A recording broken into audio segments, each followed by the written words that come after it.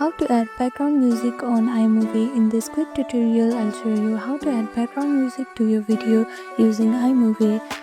It's super easy. Let's get started. First, make sure you have downloaded iMovie on a MacBook or your iPhone. Remember that this app is not available for Android. After that, click on search bar and open iMovie app.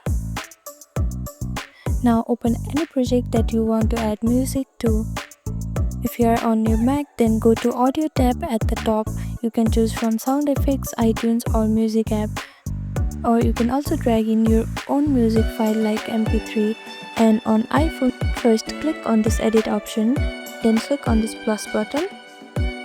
Here click on this audio.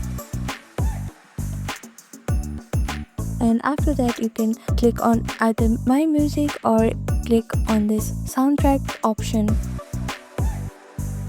Now drag or choose song to the timeline below your video. It will appear as a green bar, that's your background music. Click on the audio bar and adjust the volume so it does not overpower your voice or main audio.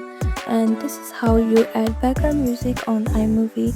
Thank you for watching this video. Please do not forget to like, share and subscribe to our channel and comment down below if you have any other queries. Thank you.